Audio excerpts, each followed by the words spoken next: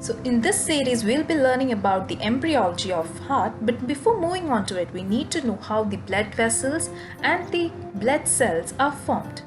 Children, usually after implantation, from the first to the third week, the embryo gets the indirect method of nutrition, that is basically through the amnion or the extraembryonic coeloms, primary yolk sac, secondary yolk sac. Do you think those nutritions are sufficient enough? No, never, isn't it? Because it has an increased functional demand. So as a result, you require a special or a separate blood vascular system. So let's get started.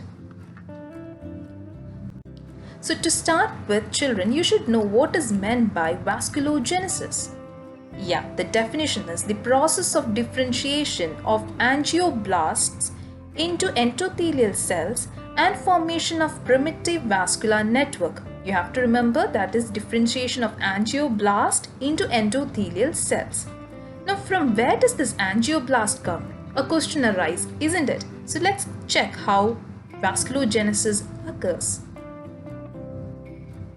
Yes, we know there are many mesenchymal cells. So what happens? This mesenchymal cells differentiate into the angioblast cells. See, these are some of the differentiated mesenchymal cells, and those are called as your angioblast cells.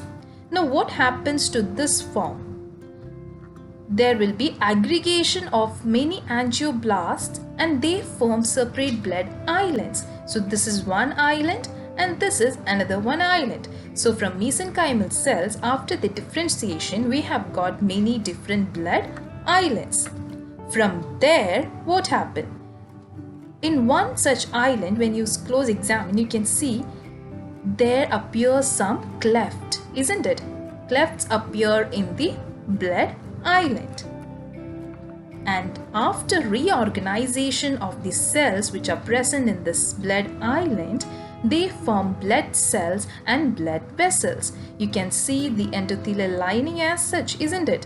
This is formed from the angioblast cells, which were previously or initially mesenchymal cells. So it is from the angioblast cells you get your endothelium. So the reorganization of island will form the blood cells as well as the blood vessels. Now you need to know what is meant by angiogenesis. It is simple. It is the process of sprouting of new vessels from existing ones. You can see this is the endothelium, and which is present inside are the blood cells. Now see, from here it enlarges or it grows, and later it starts branching, isn't it? It means more than branching, you can say there are sprouting of new vessels. So you can see here in the last picture, there are more and more vessels that are sprouting from the existing, the primitive one, or from the first one, isn't it? So that is called as angiogenesis, that is process of sprouting of new vessels from existing ones.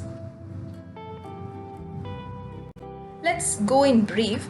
That is, from mesenchymal cells, you got your angioblastic tissues. From angioblastic tissues formed the endothelium of the blood vessel and the blood cells. Now angiogenesis, okay, that is sprouting of new vessels, isn't it? Formation of new vessels. So this angiogenesis, initially it begins in the yolk sac during the third week period. Okay, at that time the erythrocytes or the blood cells which I have developed will have the presence of a nuclei.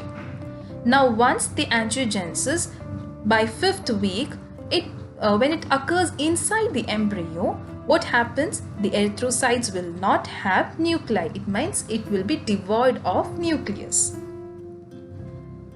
Also, children, hemopoiesis inside the embryo will occur first in the liver, and only after that you can see it in your spleen, thymus and bone marrow. So initially hemopoiesis will be occurring in the liver. So this will be all about in the first section.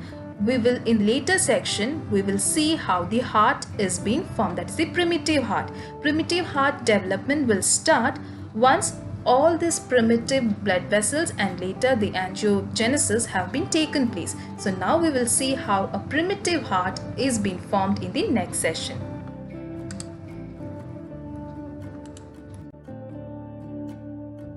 And stay tuned for our next video to be published.